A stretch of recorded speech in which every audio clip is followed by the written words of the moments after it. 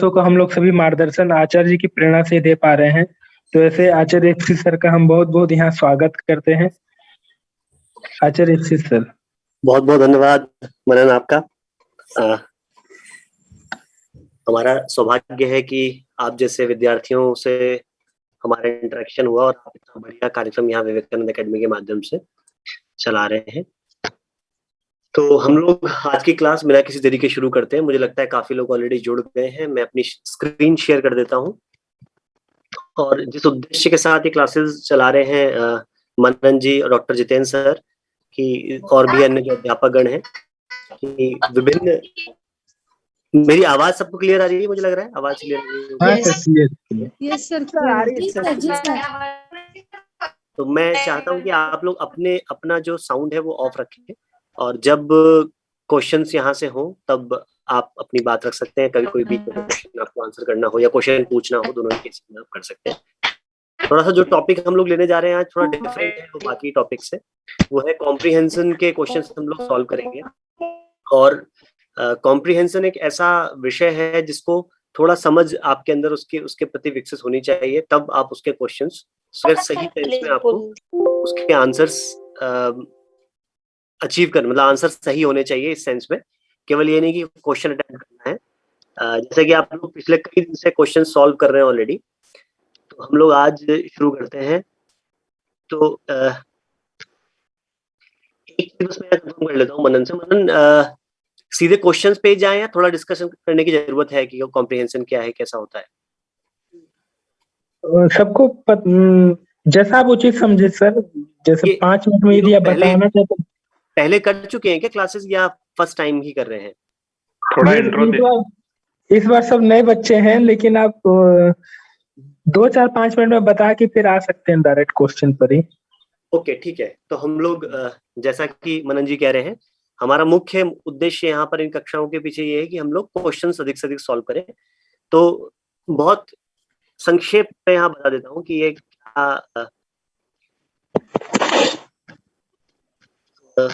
मेरी screen share करने का मुझे कृपया ऑप्शन दे दीजिए ताकि मैं स्क्रीन शेयर कर पाऊँ।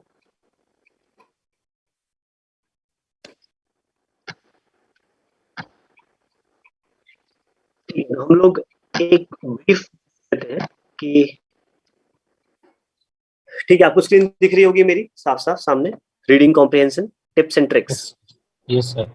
ठीक है, तो हम लोग एक बार समझ लेते हैं। एक तो कॉम्प्रिहेंशन का बड़ा इंपॉर्टेंस है, चाहे वो यूजीसी नेट का एग्जाम हो जिसको एनटीए कंडक्ट करते हैं, या इसके अलावा और भी, क्योंकि जर्नी रुकती नहीं है कभी भी। जब जो कॉम्पिटिटिव वर्ल्ड में जाता है वो हमेशा आगे से आगे सोचता जाता है। जैसे अभी आप नेट क्वालिफाई करेंगे तो आप असिस्टेंट प्रोफेसर सोचेंगे, प्राइवेट में हो गया होगा तो फिर गवर्नमेंट का सोचेंगे, गवर्नमेंट में हो गया होगा तो आईएएस का सोचेंगे।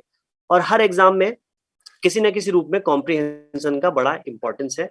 इस बात से आप में से कोई भी अनभिज्ञ नहीं होगा। बचपन से लेकर आज तक जितने भी एंट्रेंस आपने दिए होंगे, हर एंट्रेंस में किसी न किसी रूप में कॉम्प्रिहेंशन अवश्य होता है। तो ये क्लास एक डॉक्यूमेंट है, उसको ना कवर करते हुए मैं है। सबसे बड़ी बात है कि आपकी रीडिंग के बाद प्रोसेसिंग के बाद अंडरस्टैंडिंग और उसके बाद क्वेश्चन सॉल्व करना। ये एक तरीके से भी जब डॉक्यूमेंट हम लोग पढ़ते हैं तो हम इसी साइकिल को फॉलो करते हैं कि एक पहले हम उसको पढ़ते हैं, हमारा दिमाग उस चीज को प्रोसेस करता है, हम लोग उस बात को समझते हैं और रिलेटेड क्वेश्चंस को आंसर करते हैं। चाहे आप अपना योग की तैयारी कर रहे हो, योग का सिलेबस कवर कर रहे हो, तो या फिर फर्स्ट पेपर का कोई और टॉपिक पढ़ रहे हो, तो भी आपका उद्देश्य ये रीड करके प्रोसेस अंडरस्टैंड करके और बाद में क्वेश्चंस को आंसर करना। कॉम्प्रिहेंशन का पर्पस भी यही है, यही चेक करना है कि आप कितने शार्प हैं, कितनी स्पीड से आप उसको सॉल्व कर सकते हैं। देखिए, अगर टाइम खुला दे दिया जाए कि कोई टाइम लिमिट नहीं है, तो हर कोई कॉम्प्रिहेंशन सॉल्व कर ही देगा। 2 घंटे में कर देगा, 1 घंटे में कर देगा, पर टाइम लिमिट है, क्वेश्चन पेपर को करने की टाइम लिमिट है। तो इसीलिए चैलेंजिंग हो जाता है कि स्ट्रेसफुल सिचुएशन में आप कितना तेजी से कॉम्प्रिहेंड कर सकते हैं। नेट के जो कॉम्प्रिहेंशन होते हैं वो कंपैरेटिवली इजी होते हैं, उनके आंसर्स उसमें साफ तौर पर दिए होते हैं, तो बहुत ज्यादा सोचने की जरूरत नहीं पड़ती है आपको। आप उसी पैराग्राफ में आपको चीजें दिख जाता है। जैसा कि मैंने कहा, यूपीएससी सीएस चीज आती है, इसमें 3 चीजें इंपॉर्टेंट है जिसको CRL बोलते हैं, केयरफुल रीजनिंग और लॉजिकल अंडरस्टैंडिंग। अगर आप सही तरह से उसको पढ़ने की क्षमता रखते हैं। अभी जब हम कॉम्प्रिहेंशन सॉल्व करेंगे तो देखेंगे कि कुछ 2-3 तरीके से करके देखेंगे कि किस तरह से आपको ईजी हो रहा है। हालांकि वहां पर ऑलरेडी आंसर्स भी लिखे हुए हैं जो मैंने बनाया है डॉक्यूमेंट, उसमें आंसर हालांकि मैंने ब्लर कर रखे हैं, पर उसके बावजूद भी जब आप पुराने साल के पेपर सॉल्व कर रहे होते हैं तो आप अपने अपने तरीके से लोग करते हैं। अगर आपका तरीका ऐसा है, आपका कोई सिग्निफिकेंट तरीका है जिसको आप बार बार अप्लाई कर रहे हो, सफल हो रहे हो, तो फिर आपको नया तरीका सीखने की आवश्यकता नहीं है। अगर आपका तरीका हमेशा आपके काम नहीं आ रहा, उदाहरण के लिए कुछ लोग अंडरलाइन करते रहते हैं कि जो भी चीज उनको इंपॉर्टेंट लग रही है उन्होंने सबसे पहले अंडरलाइन कर लेते हैं कि क्या क्या चीज मुझे इंपॉर्टेंट लग रही है। एक सेकंड तरीका ये होता है कि पहले वो पैराग्राफ को एक बार देख लेते हैं, उसके बाद क्वेश्चंस पे आ जाते हैं सीधे, और क्वेश्चंस के आधार पे वो अंडरलाइन का काम करते हैं कि क्या क्या चीजें इंपॉर्टेंट है, फिर क्वेश्चंस को आंसर करना इजी हो जाता है। थोड़ा ये तरीका ज्यादा आसान लगता है मुझे कि आप एक बार पैराग्राफ को, इसको स्किमिंग बोलते हैं, ठीक है, जैसे दूध से मक्खन निकालते हैं ना, उसको स्किमिंग बोलते हैं। स्किमिंग मतलब एक बार आपने दृष्टि डाल ली उसके ऊपर और उसके बाद क्वेश्चंस देख लिए और क्वेश्चंस के आधार पर फिर आपने उसको रीड किया, क्योंकि अल्टीमेटली आपको उस पैराग्राफ का विद्वान नहीं बनना है, आपको क्वेश्चन सॉल्व करने हैं जो वहां पर दिए हुए हैं। अगर आपके आंसर्स ठीक है, इट मीन्स कि आप ने उसको कितना समझा, कितना कॉम्प्रिहेंड किया, ये मैटर नहीं करता, आपके आंसर वहां पर ठीक होने चाहिए। बेटर तो ये पहले एक बार स्क्रीन करके आइए इधर, फिर केयरफुल रीडिंग करके फिर आंसर्स आइडेंटिफाई कीजिए। कई दफा ऑप्शंस में हम देखेंगे, कुछ पुराने सालों में भी ऐसा हुआ है कि एज इट इज वहां पर आंसर नहीं लिखा हुआ है क्वेश्चन उसमें कॉम्प्रिहेंशन में, पर फिर भी अगर आप थोड़ा ध्यान पूर्वक देखेंगे तो इनडायरेक्टली वहां पर वो आंसर मौजूद होगा जिसको आप आइडेंटिफाई कर सकते हो।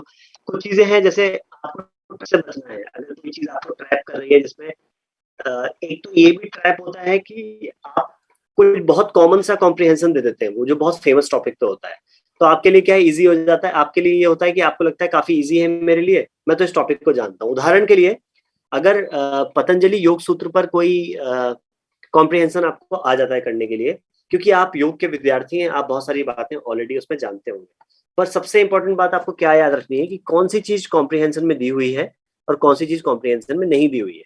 कॉम्प्रिहेंशन ही उस समय जो पैराग्राफ वहां पर दिया हुआ है, केवल उसी के आधार पर आपको सॉल्व करना है, अपना कोई भी लॉजिक वहां पर और नहीं लगाना है अदर देन जो पैराग्राफ वहां पर दिया हुआ है, ठीक है। अंडरलाइनिंग हेल्पफुल हो सकती है, जैसा कि मैंने कहा, मैंने भी अभी ये जो बताऊंगा उसमें कर रखी है। एक और जो लास्ट बताना चाह रहा हूँ, कॉन्टेक्स्ट बहुत इंपॉर्टेंट है, किस कॉन्टेक्स्ट में बात की जा रही है, किस संदर्भ में बात की जा रही है, वो बहुत ही इंपॉर्टेंट बात है। जैसे मैं आपको उदाहरण दूं, मान लो किसी कॉम्प्रिहेंशन में लिखा हुआ है कि जो एग्रेशन है, जो आक्रामकता है, वो अच्छी बात है। अब इन जनरल आपको लगे नहीं आक्रामकता तो अच्छी बात नहीं है, बाद में मान लो किसी क्वेश्चन में पूछ ले कि इज एग्रेशन इज गुड या एग्रेशन गुड, एग्रेशन अच्छा है कि खराब है, तो और बैड, इस तरह से बात आ जाए तो आप कहोगे नहीं नहीं, एग्रेशन तो हमेशा खराब ही होता है, ठीक है। तो आप जो पुराना अंडरस्टैंडिंग वहां पर नहीं लगाना, हो सकता है वो उस समय पर, जिसको हम लोग सामान्य शास्त्रों की भाषा मन्यु बोलते हैं, कि कभी कभी एग्रेशन दिखाना आवश्यक हो जाता है। अब जैसे कोई आर्मी पर्सनल है, उसके लिए एग्रेशन दिखाना आवश्यक है, अगर वो एग्रेशन नहीं दिखाएगा, शत्रु हमारे देश की सीमा पे अंदर के अंदर आ जाएगा। तो किस कॉन्टेक्स्ट में बात की जा रही है, ये हमेशा आपको समझना है। कॉम्प्रिहेंशन काफी इंपॉर्टेंट है, आपको बिल्कुल कैश मार्क्स देता है अगर आप थोड़ा भी अवेयर होकर इसकी तैयारी करते हैं। इस क्लास में तो अपन कुछ करेंगे इस सॉल्व, पर आप इसको होने के बाद मत मानिएगा कि आप दैट्स इट, इतना मेरे लिए काफी है। आपको जितने और पुराने सालों के पेपर हैं, पुराने 20 साल तक के पेपर आप उठा लीजिए, और उसके अलावा ज्यादा कॉम्प्रिहेंशन सॉल्व करने की आपको आवश्यकता नहीं है। उसमें जो भी आए हुए हैं 20 दूनी 40 कॉम्प्रिहेंशन लगभग आपको मिल जाएंगे, उतने आप सॉल्व कर लीजिए। मुझे लगता है उतने से ही आपको एक अंडरस्टैंडिंग मिल जाएगी। और हमेशा जैसे अभी तो मैं, क्योंकि बड़े ग्रुप को हैंडल कर रहे हैं, ऑनलाइन देख रहे हैं, क्योंकि हमारे पास इनफाइनाइट टाइम नहीं है, लिमिटेड टाइम है, हमको उसमें ही कवर करना है। तो पर जब आप पढ़ रहे होगे तो आपके पास टाइम होगा, हमेशा टाइम जो है वो लगाकर उसमें देखो कि आपको कितना टाइम उसमें सॉल्व करने में लग रहा है जेन्युइनली। आपको कभी भी कॉम्प्रिहेंशन जैसी चीज ग्रुप में सॉल्व नहीं करनी चाहिए। अगर आप अपनी तैयारी कर रहे हो, समझना अलग बात है ग्रुप में, पर तैयारी कर रहे हो तो आप अपनी डेप्थ देखो कि आपको कितना समय उसको सॉल्व करने में लग रहा है, ठीक है। मैं जाता हूँ अपनी दूसरी स्क्रीन पर, जहां पर मैं कॉम्प्रिहेंशन के पुराने साल के क्वेश्चन पेपर शेयर करता हूँ आपसे।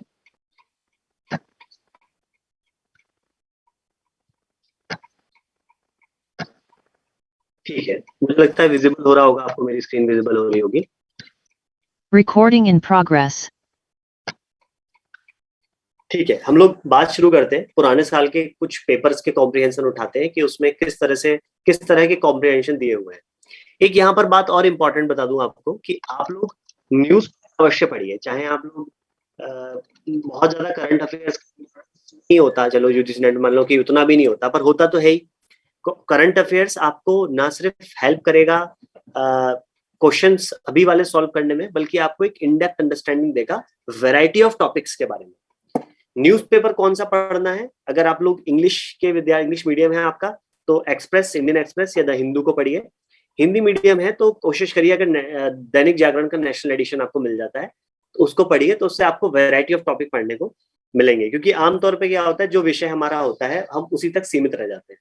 हमको अपने विषय की बाउंड्रीज तोड़ने को मजबूर करता है ये फर्स्ट पेपर, कि फर्स्ट पेपर में जो चीजें आ रही हैं बहुत दफा हमारे विषय से संबंधित नहीं होती हैं।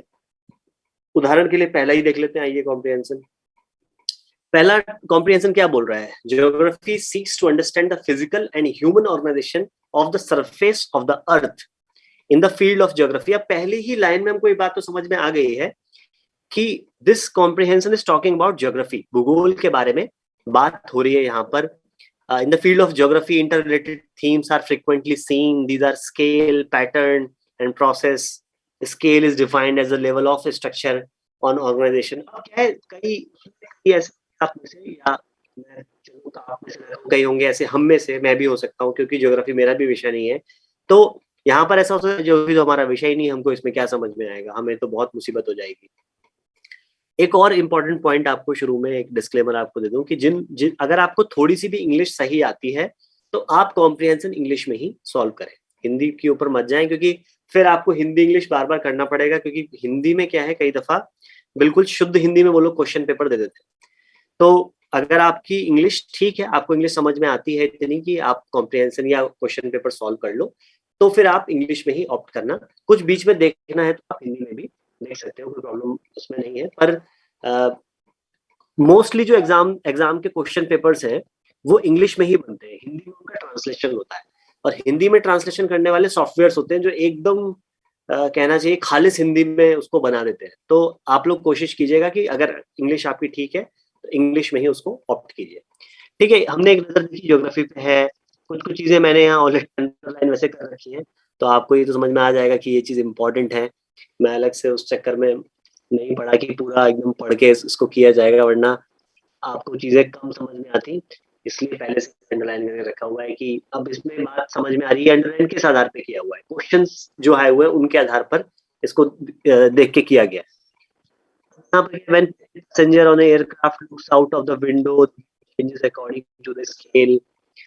At the continental scale, the passenger can see the shapes of the land features and how they are distributed. एक continental scale कोई होता है जिसमें जो पैसेंजर्स है वो शेप्स को देख सकते हैं, लैंड फीचर्स डिस्ट्रीब्यूटेड है।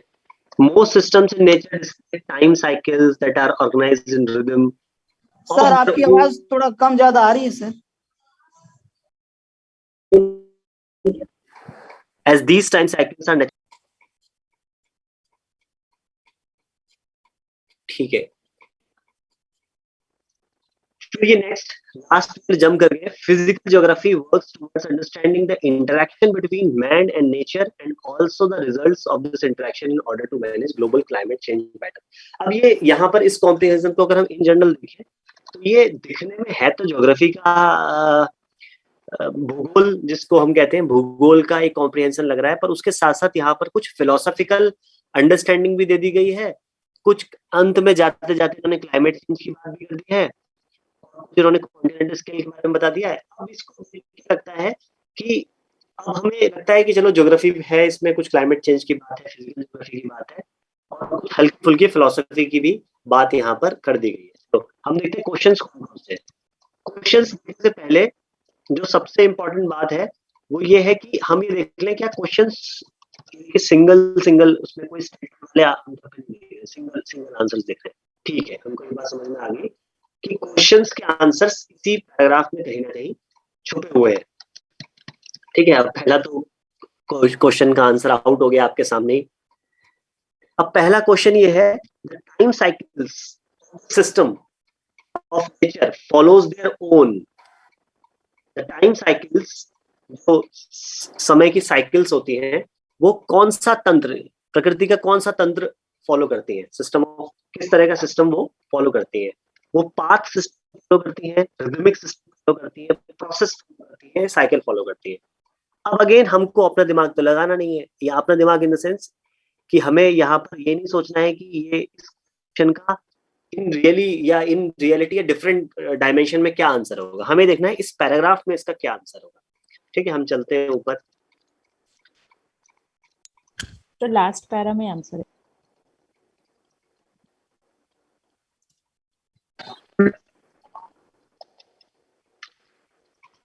Most systems in nature display time cycles that are organized in a rhythm. Sir of आपकी their आवाज own. बहुत ब्रेक हो रही है सर।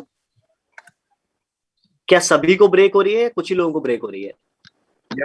इन बिटवीन थोड़ी हो रही है। अगर आपको ब्रेक हो रही होती तो ये फटाफट इन्होंने आंसर भी दे दिया है। अच्छा, शायद पढ़ के देखो, ये भी हो सकता है। अभी आ रही है मेरी आवाज? ऑफ एंड डाउन हो रहा है सर, बीच बीच में हो रहा है, ब्रेक हो रही है बार बार। जी सर ब्रेक हो रही है। ओके, अभी आ रही है? अभी बताइए मेरे को, अभी आ रही है आवाज? Yes sir. अच्छा, ठीक है, अभी क्लियर है सर, बढ़िया।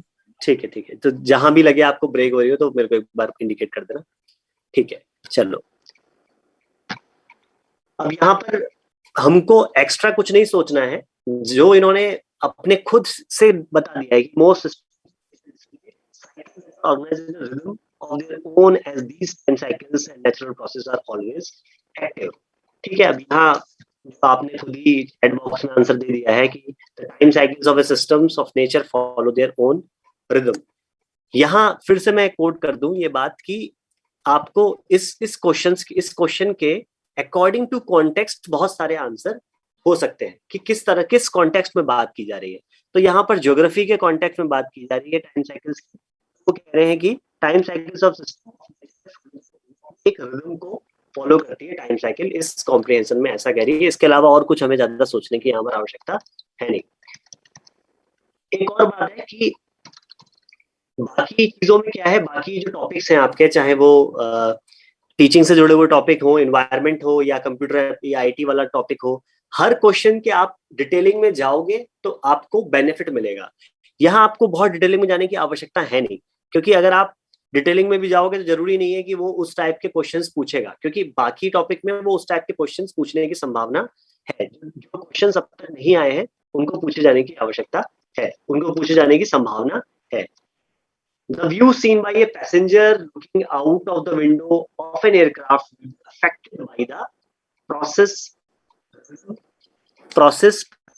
scale और rhythm। ठीक है, 4 ऑप्शंस दिए हुए हैं। चलो मैं आपसे केबीसी खेल लेता हूँ, आप दे दीजिए उसमें आंसर। कौन सा आंसर देखते हैं फिर हम लोग? सब पैरा दिखा दो, पैराग्राफ दिखा दो। सर पैराग्राफ दिखा दीजिए।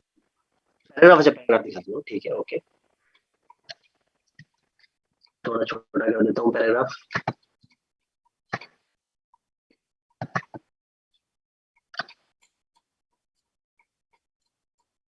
Scale answer.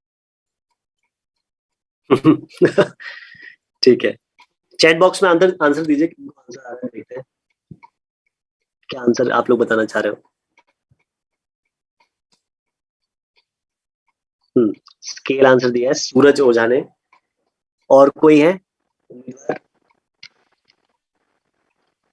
ठीक है, स्केल मुक्ता सिंह ने पहले ही दे दिया था, सूरज से भी पहले। ठीक है, हाँ, स्केल। ठीक है।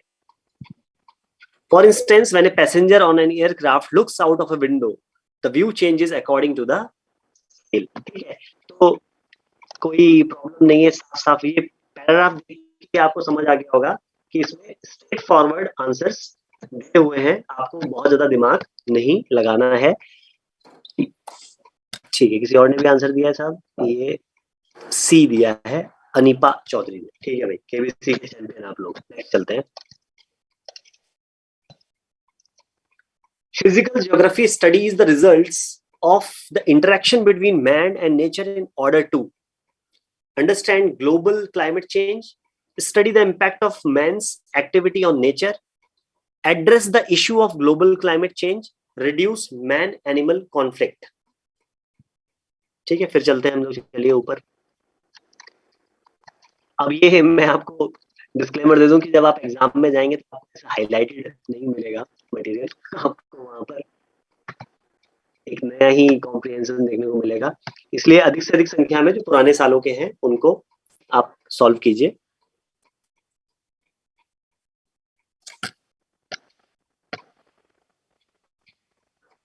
मुक्ता सिंह बहुत एक्टिव है भाई। Between man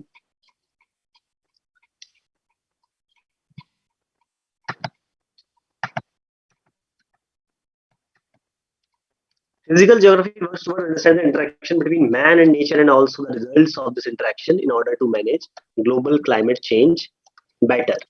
Global climate change. Global climate change. Understand global climate change. Study the impact of man's activity on nature and the issue of global. Chat box में आंसर दीजिए। ऑप्शन ए कह रहे हैं सूरज ओझा, ठीक है। मुक्ता सिंह भी यही कह रही है, ठीक है 1। ये दोनों भाई बड़े एक्टिव है। नीपा चौधरी, कृतिका ये कहीं, चलो ए, ठीक है।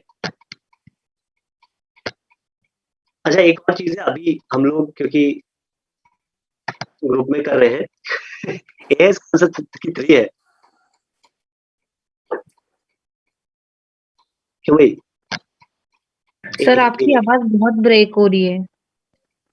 यस सर, बार बार ब्रेक हो रही है आपकी आवाज। मैं फोन से भी ज्वाइन कर जाऊं क्या इससे?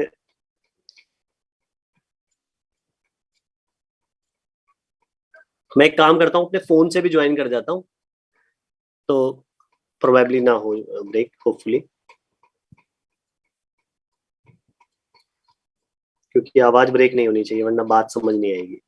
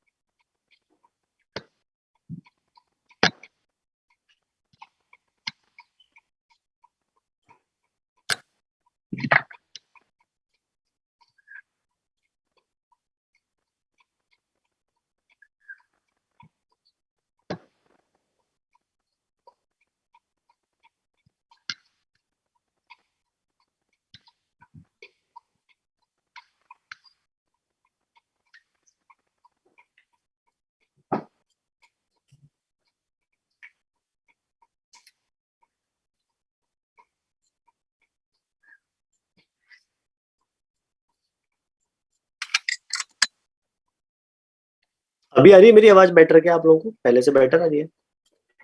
Yes sir. Yes sir. Yes sir. चलो ठीक है, मैं फिर से ट्राई करता हूँ, आप देखना प्रॉब्लम हो तो बताना। मुझे लग रहा है अभी आ रही होगी बेटर आवाज आप लोगों को। जी सर, अब बेटर है। अभी आ रही है।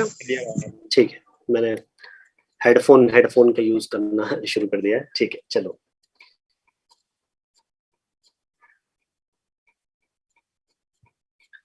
हम लोग आगे बढ़ते हैं। हाँ, यहाँ पर आप लोग के उसमें एक बार फिर से हम चलते हैं कॉम्प्रिहेंशन के ऊपर वापस। आपने जो लास्ट लाइन है उसको देखते हैं वो क्या कह रही है। Physical geography works towards understanding the interaction between man and nature and also the results of interaction in order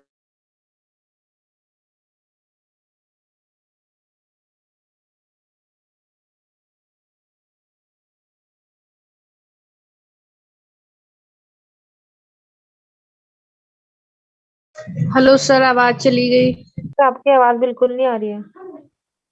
yes sir. आज और सर स्क्रीन सब इशू गायब ऑफ क्लाइमेट चेंज। हाँ,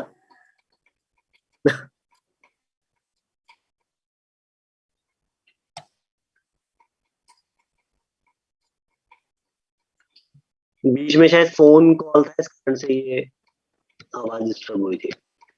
अभी आ रही होगी, मुझे लग रहा है आवाज।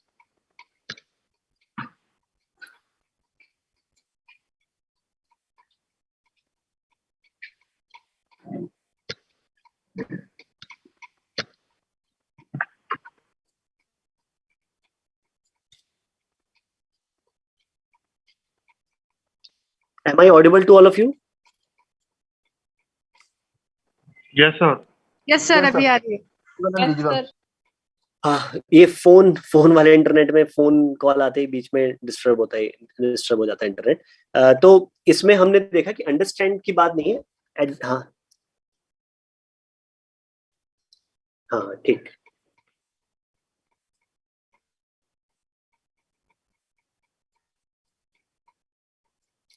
ठीक है, तो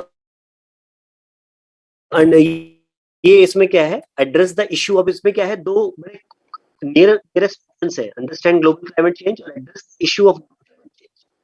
तो अकॉर्डिंग टू जो आंसर की है यूजीसी की, उसके अकॉर्डिंग क्या है answer, address the issue of global climate change है।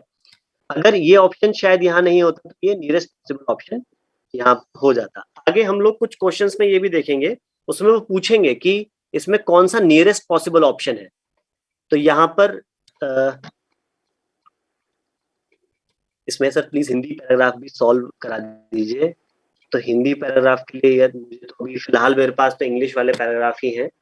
हिंदी पैराग्राफ के लिए फिर मुझे अलग से एक दिन देखना पड़ेगा। अगर मोदी की बात ये है, बात हिंदी इंग्लिश की कम है, बात ये है कि आप लोग इसको समझ जाएंगे तो ये उतना मुश्किल नहीं है इसको करना। आप खुद से भी कंफर्टेबली कर सकते हैं। जितने जो मैं कह रहा हूँ कि 20 साल के पुराने क्वेश्चन पेपर्स हैं, उसको इसी फॉर्मेट में आप देखते जाइए कि किस टाइप का वो है।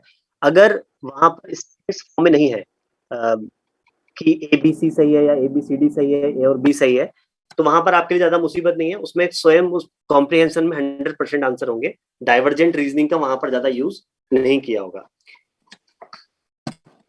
In geography, pattern studies the variation observed in the phenomena at a particular scale, any scale, every scale, most scale. ये 14th जो क्वेश्चन नंबर दिख रहा है, जो कि 4th है actually.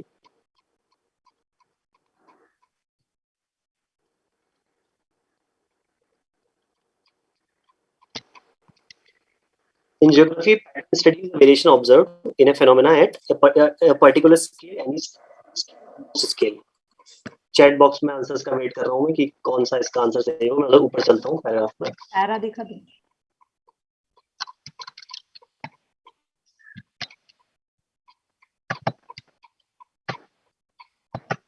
Particular scale sir. Particular scale, chat box में answer आया किसी का? पर्टिकुलर स्केल ए, पर्टिकुलर स्केल। ठीक है भाई, पर्टिकुलर स्केल देखते हैं सही है कि नहीं केबीसी में हमारे।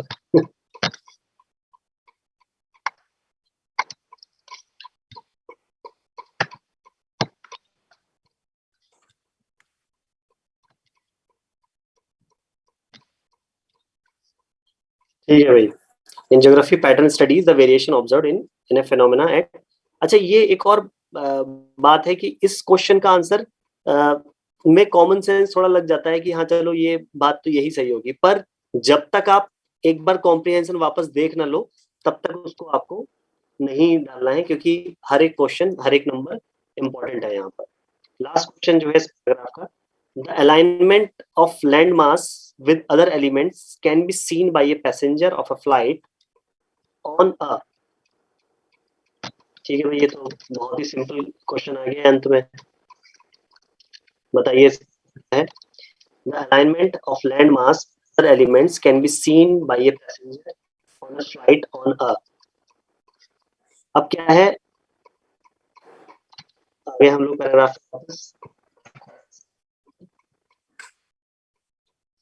क्वेश्चन का आंसर बताओ।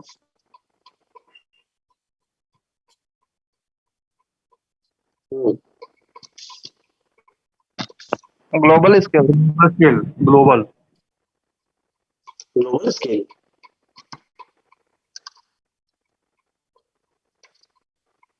Global scale.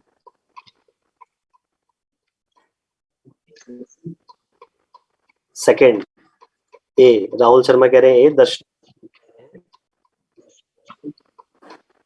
Second option A. चलो देखते हैं भाई।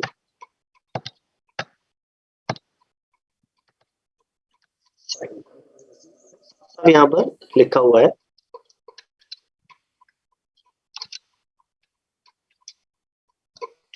at the continental scale, the passenger can see the shapes of the land features and how they are distributed. ठीक है, येलो लाइन में है आंसर। क्या कह रहे हो बेटा आप? थर्ड येलो लाइन में है स्टार्टिंग में। हाँ, थर्ड उसमें at a continental scale the passengers can see the shapes of the land features and how they are distributed. ठीक है, चलो अब इस बार हमने इस पैराग्राफ को नहीं पढ़ा, अगली बार हम पूरा पैराग्राफ एक बार पढ़ के देखते हैं, एक नए पैटर्न पे सॉल्व करने की कोशिश करते हैं, पूरा पैराग्राफ पढ़ के देखते हैं। इस बार तो हमने बिल्कुल वो वाली अप्रोच अपनाई कि क्वेश्चन ढूंढने वाली, आंसर ढूंढने वाली अप्रोच।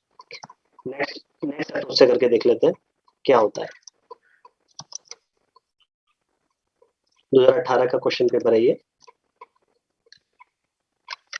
अब ये भाई इंडिया का है ही नहीं, आईआर की कुछ बात है, इंटरनेशनल इशू को लेके कुछ एड्रेस होने की बात हो रही है, पर हो सकता है कि इंडिया की भी कुछ बात आ जाए, देखते हैं। जब किसी विदेशी मुल्क की बात हो रही हो, साथ में इंडिया की बात ऐड हो जाए, तो उसको हम बोलते हैं इंटरनेशनल रिलेशंस, इंडिया के पॉइंट ऑफ व्यू से। ठीक है, तो Singapore has long advocated for India to take up. मैं ऐसा करता हूँ कि हिंदी में थोड़ा थोड़ा एक्सप्लेन करता चला जाता हूँ, तो अभी वाले तो जो मेरे पास पैराज है वो इंग्लिश में ही है, तो कोई दिक्कत नहीं है आपको। अगर 2019 ये आप अगर 2018 का ये है जून वाला, अगर आपको वो क्वेश्चन पेपर आपके पास हो तो उसमें हिंदी वाला भी आप खोल के देख सकते हो। थोड़ा सा ये मैं अपनी मिस्टेक मान रहा हूँ कि मुझे शायद हिंदी वाला भी साथ में रखना चाहिए था, पर फिलहाल के लिए बस आप देखिए, कोशिश कीजिए समझने की। अगर किसी को बिल्कुल ही ब्लैंक हो रहा है कि कुछ समझ में नहीं आ रहा है, तो फिर हम लोग एक बार और हिंदी के लिए एक बार अलग से मिल लेंगे। Singapore has long advocated for India to take up its role as an integral part of the region. इस बार हम कोई स्किमिंग वगैरह नहीं कर रहे हैं, इस बार हम पूरा बस पैराग्राफ पढ़ रहे हैं और फिर उस पर जा रहे हैं। एक तरीका ये भी लोग कहते हैं कि एक बार पढ़ लो, उसके बाद क्वेश्चंस पे आओ और एक बार फिर आके दोबारा पढ़ो।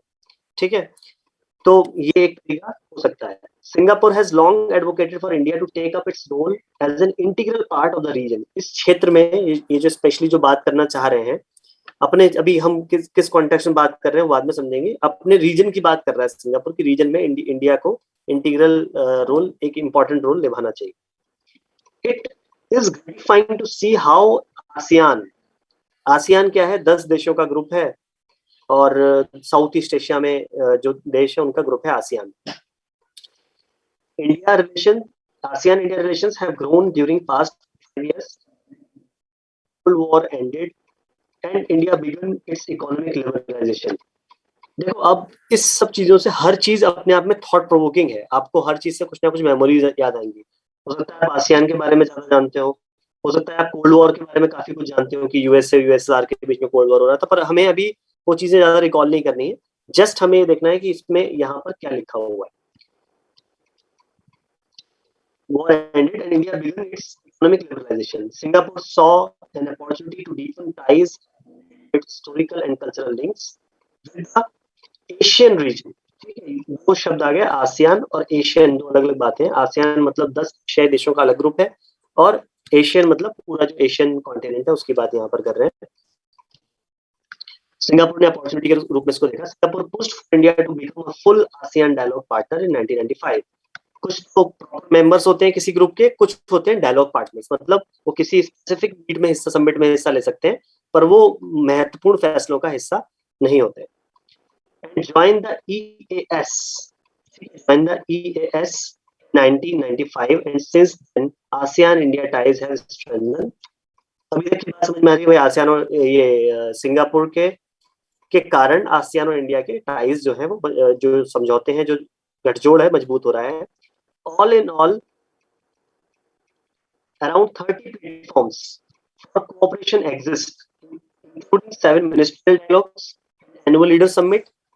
However, there is बहुत सारे प्लेटफॉर्म्स हैं जिसमें हमारे 7 मिनिस्ट्रियल डायलॉग्स प्लेटफॉर्म्स हैं जहां पर हमारे मंत्री गण विभिन्न ग्रुप ऑफ मिनिस्टर बना के वहां पर मिलते हैं. फिर भी काफी स्कोप है, जैसे ट्रेमेंडस opportunity in enhancing physical and digital connectivity, कि हमारी फिजिकल कनेक्टिविटी हो आसियान कंट्रीज के साथ, यानी कि बाई रोड तो नहीं, बाई ओशन, बाई सी और बाई प्लेन, बाई एयर, इसके माध्यम से हमारी कनेक्टिविटी बेटर हो. Better India and ASEAN is land air and sea linkage. Land भी है भाई, लैंड लिंकेजेस भी है, नॉर्थ ईस्ट के माध्यम से होगा संभवतः.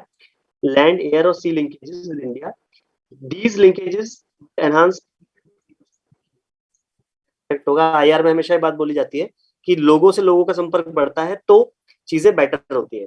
एज वेल एज मजबूत हो. Invest India, Myanmar, Thailand trilateral highway will connect India's northeast to mainland southeast Asia. ये जो त्रिपक्षीय समझौते के माध्यम से, जो 3 देशों के माध्यम से इंडिया, म्यांमार और थाईलैंड के माध्यम से जो हाईवे बना है, वो हमारे नॉर्थ ईस्ट को कनेक्ट कर देगा किसके साथ?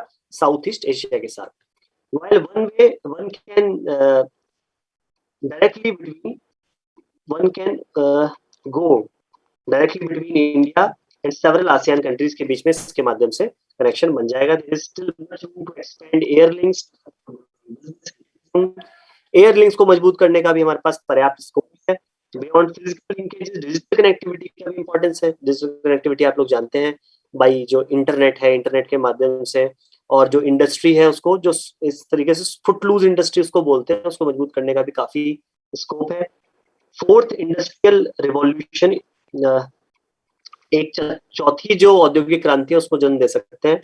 India has made great progress in innovation. जो नवोन्मेष है, नई नई चीजों को डेवलप करना, उसमें काफी प्रोग्रेस किया है. Startups, digital inclusion, there are opportunities by initiatives such as Aadhaar in our region. E-commerce, fintech are 2 other areas of potential collaboration. As an economic hub, Singapore can serve as a springboard to launch these ideas Southeast Asia and beyond. India's role in ASEAN should be anchored by growing economic ties with Singapore. The economic integration involving 16 countries with 1/3 of global GDP and trade will create an integrated Asian market. ठीक है, इसमें क्या है, 10 country ASEAN के हो गए, 6 और countries को जोड़कर ये एक इंटीग्रेटेड एशियन मार्केट बनाने की अल्टीमेटली बात कर रहे हैं. अब देखिए क्वेश्चन किस प्रकार के हैं. पहला क्वेश्चन भाई फैक्चुअल है. सेकंड क्वेश्चन में कुछ है ABCD. थर्ड क्वेश्चन में क्या है भाई, the commitment of ASEAN with India is,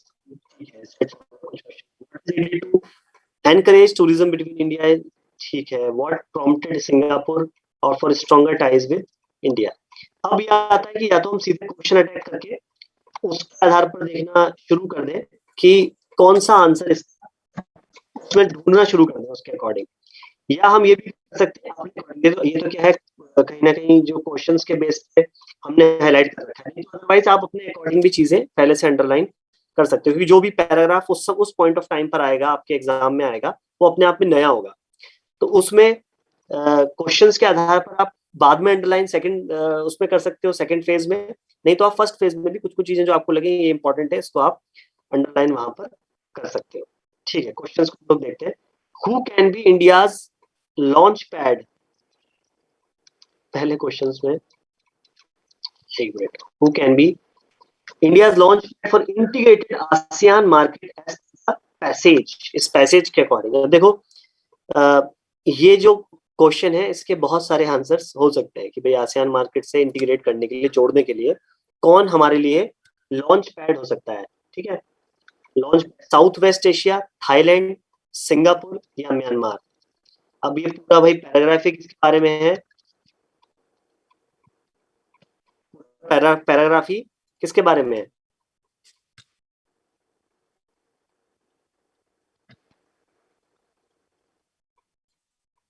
chat box में अभी का आंसर है, पहले का आंसर है. कभी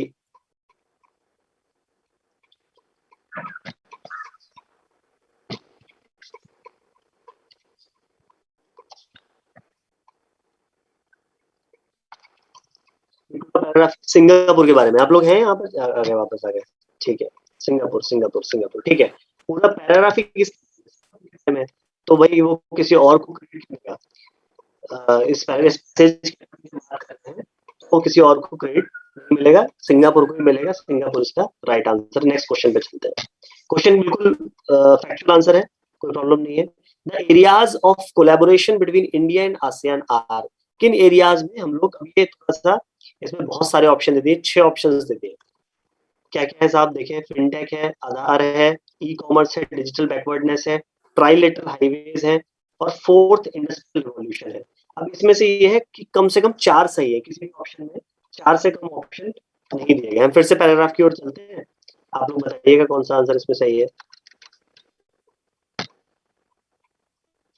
हाँ भाई ठीक है, सिंगापुर हो गया। नेक्स्ट क्वेश्चन के आंसर की तलाश हम लोग कर रहे हैं। किन किन क्षेत्रों में इंडिया और आसियान के बीच, केवल सिंगापुर नहीं, इंडिया और आसियान के बीच में हो सकता है। डिजिटल कनेक्टिविटी दिखा रहा है, ट्राइलेटरल हाईवे दिखा रहा है, देख लीजिए आप, फिनटेक, ई कॉमर्स, आधार, इन क्षेत्रों के बीच में हमारा लग रहा है कि वो हो सकता है। देखते हैं ऑप्शंस में क्या क्या है।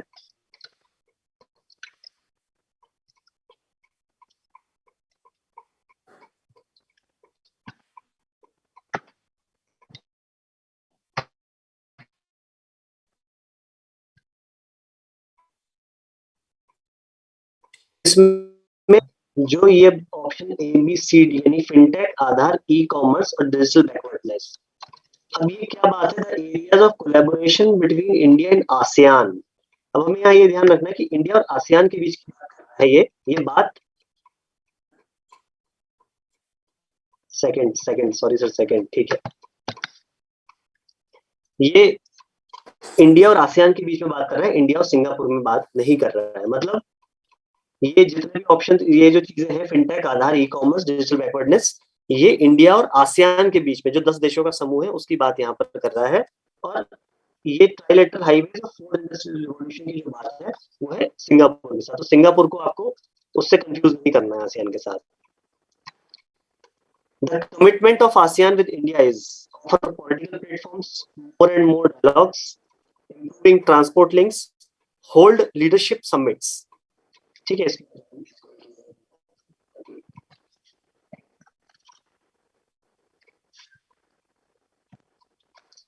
कमिटमेंट ऑफ आसियान जो 10 देशों का ग्रुप है उसका इंडिया के साथ क्या कमिटमेंट है इस पैराग्राफ के according. Offer political platforms, more and more dialogues, transport links, leadership summits. अभी जितना आपने पढ़ा है उसके आधार पर ही आप आंसर दे सकते हैं। अगर पैराग्राफ पे वापस जाए तो भी अपन एक बार देख के आते हैं।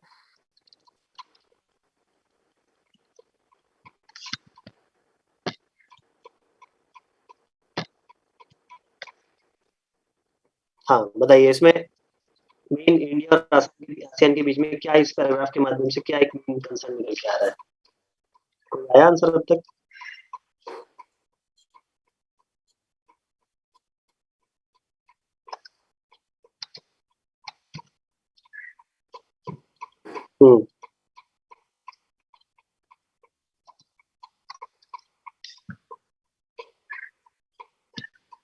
देख लेते हैं इसके आंसर कौन सी थे। अब ये इन्होंने बीच में लंबी चौड़ी चर्चा करी है इसकी। देखो, trilateral highway, north east mainland south east Asia से कनेक्ट करने की बात करी है, ठीक है। और बिजनेस और टूरिज्म को किस उद्देश्य से कनेक्ट करने की बात करी है इन्होंने, किस माध्यम से, कि हम अपनी जो कनेक्टिविटी है उसको मजबूत करेंगे। ठीक है, इसमें कौन सा नियरेस्ट पॉसिबल ऑप्शन हमको दिख रहा है यहाँ पर? इंप्रूविंग ट्रांसपोर्ट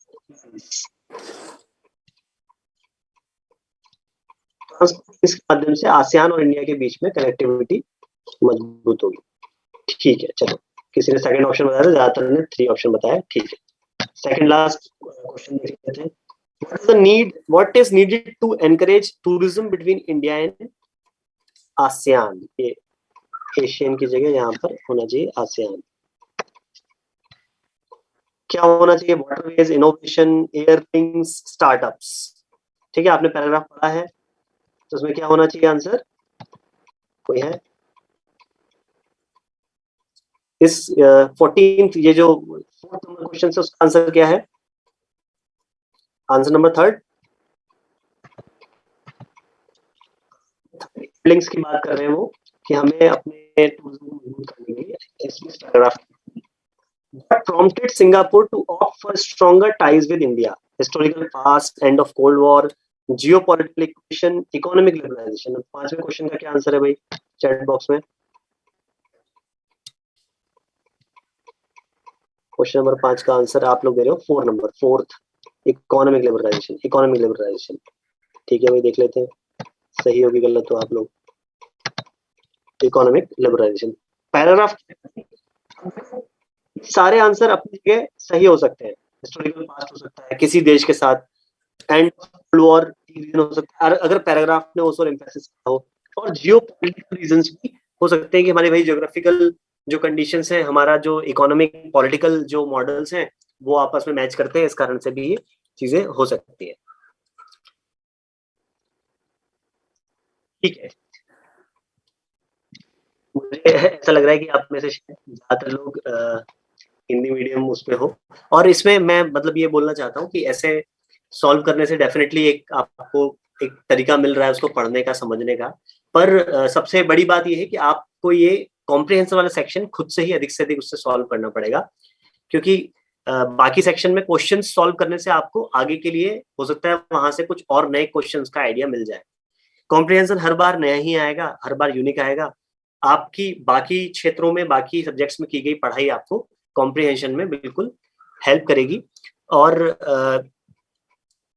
मेरी बस यही सलाह है कि आप लोग अदर देन जो यूजीसी नेट में नहीं आए हुए कॉम्प्रिहेंशन है उनको सॉल्व करने की ज्यादा आवश्यकता नहीं है। आप पहले जो सन 2000 से लेकर 2021 तक के जो पेपर्स आ चुके हैं उतना बस सॉल्व कर लीजिए, आपका जो भी मीडियम है, हिंदी, इंग्लिश।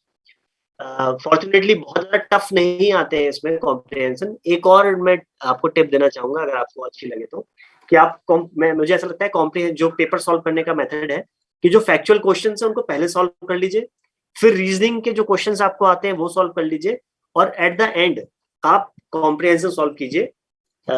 इस सीक्वेंस में आपने पहले सबसे पहले वो फैक्चुअल क्वेश्चन सॉल्व किए जो आपको आते हैं, रीजनिंग के इजी क्वेश्चन सॉल्व किए, फिर आपने कॉम्प्रिहेंशन का क्वेश्चन सॉल्व किया जहां ये तय है कि ये क्वेश्चन ये जो 10 नंबर है ये आपको लेने ही है, ये बिल्कुल नहीं छोड़ने। इसमें भले ही टाइम थोड़ा चला जाए पर इसमें आपको सही आंसर ही मार्क करना है, आपको वेट करना है, आपको श्योर होना है, और आपकी श्योरिटी बताएगी कि हाँ ये साफ साफ सामने लिखा हुआ है। आपको कुछ भी अनावश्यक इंटरप्रेट नहीं करना है, आपको उतना ही इंटरप्रेट करना है जितना पैराग्राफ में दिया हुआ है। अगर बहुत ही बोरिंग कोई पैराग्राफ आ गया, जैसे हमारे मतलब मेरे अकॉर्डिंग जो पहला पैराग्राफ थोड़ा सा नीरस है, सेकंड पैराग्राफ थोड़ा सा इंटरेस्टिंग है, थोड़ा हैपनिंग है। बोरिंग पैराग्राफ देख के भी डरना नहीं है कि अरे तो क्या बोरिंग पैराग्राफ आ गया, ये इसको हम कैसे सॉल्व करेंगे। वहां पर भी आपको काम कूल और काम माइंड के साथ सबसे पहले वो क्वेश्चन सॉल्व करने चाहिए जो फैक्चुअल क्वेश्चन से आपको आते हैं। सेकंड फेज में मैं पूरे नेट के फर्स्ट पेपर की बात कर रहा हूँ कि फर्स्ट फेज में फैक्चुअल क्वेश्चन, सेकंड फेज में आपको सॉल्व करने चाहिए रीजनिंग के इजी क्वेश्चंस, और फिर कॉम्प्रिहेंशन सॉल्व करना चाहिए, और उसके बाद एंड में रीजनिंग और लॉजिकल रीजनिंग के जो टफ क्वेश्चंस रह गए जो आप नहीं सॉल्व कर पाए थे, एंड में उनको सॉल्व करना चाहिए। उनमें टाइम ऐसे वेस्ट नहीं करना चाहिए क्योंकि उनके आंसर्स में आप बहुत श्योरिटी नहीं ले सकते, पर कॉम्प्रिहेंशन में आपके आंखों के सामने ही आंसर रखा हुआ है, तो ज्यादा सही होगा कि आप यहाँ पर टाइम देकर सही आंसर वहां पर अचीव कीजिए। ठीक है, बाकी अपने लेवल से आप इसको कॉम्प्रिहेंशन के उसको ज्यादा इस तरह से सॉल्व करवा पाना उतना इजी नहीं होता, थोड़ा कॉम्प्लिकेटेड होता है। इसमें एक तरीके के क्वेश्चन अगर आपके पास कॉम्प्रिहेंशन हाथ में रहे फिर भी आप उसको कर सकते हो, फिर पुराने सालों के क्वेश्चन पेपर आप उठाकर इसको सॉल्व कर लेंगे तो आपको एक आइडिया लग जाएगा। और जैसा कि मैंने शुरू में कहा कि अखबार पढ़ने की, मैगजीन्स पढ़ने की और डिफरेंट टाइप के टॉपिक्स पढ़ने की आदत डाल लीजिए ताकि आपको ये कन्वीनियंट हो जाए। आपको जब कोई डिफरेंट टाइप का टॉपिक दिखे तो आपको वो आदत रहेगी। आप अखबार पढ़ते हो, एक अखबार में रोज 10 प्रकार के टॉपिक्स होते हैं, चाहे आर्टिकल्स की बात करें, चाहे न्यूज की बात करें, पॉलिटिकल भी होते हैं, इकोनॉमिक भी होते हैं, आईआर के भी होते हैं। तो आप जितना वैरायटी ऑफ टॉपिक्स पढ़ेंगे आपको कॉम्प्रिहेंशन या फिर करंट अफेयर्स उतना ही आपका अच्छा होता चला जाएगा। ठीक है, तो मैं ये बात यही चर्चा रोक रहा हूँ, और बहुत सारे और कॉम्प्रिहेंशन है, आप उसको सॉल्व कर सकते हो अपनी भाषा में जो भी कन्वीनियंट हो, क्योंकि मुझे लग रहा है बहुत सारे लोग ऑलरेडी क्लास से जा चुके हैं, शायद वो हिंदी मीडियम के रहे हो या उनको समझ में नहीं आया हो, जो भी रीजन हो सकता है। ठीक है, चलो, तो आपको मैं बेस्ट विशेस देता हूँ, और फिर बाद में अगर पूछ लेंगे, अगर आपकी कोई क्वेरी है तो आप अभी भी पूछ सकते हैं, चैट बॉक्स में लिख सकते हैं। और इसका सबसे बड़ा समाधान यही है कॉम्प्रिहेंशन, जितने आप अधिक से अधिक सॉल्व करेंगे उसी क्वेश्चन पेपर में आए हुए पुराने पेपर्स में, उतना ही आपका कमांड अच्छा होता जाएगा। और अभी ये जो मेथड है सबके कॉमन कर रहे हैं इसलिए यू चूज किया है, अदरवाइज आप लोग बिल्कुल आंसर से 4 फीट की दूरी पे रहिए जब आप क्वेश्चन पेपर सॉल्व कर रहे हैं, उसके बाद आंसर्स देखिए, ताकि आप अपने आप को एग्जैक्टली जज कर पाए कि आप कहाँ किस लेवल पर खड़े हैं। चलिए, ठीक है, अभी अगर और आवश्यकता होगी तो एक बार हम लोग और भी मिल सकते हैं, ऐसा नहीं है कि अगर नीड होगी। वैसे इस सेक्शन में ज्यादा नीड इसी बात की कि आप खुद से ही कॉम्प्रिहेंशन सॉल्व करें। ठीक है, थैंक यू वेरी मच।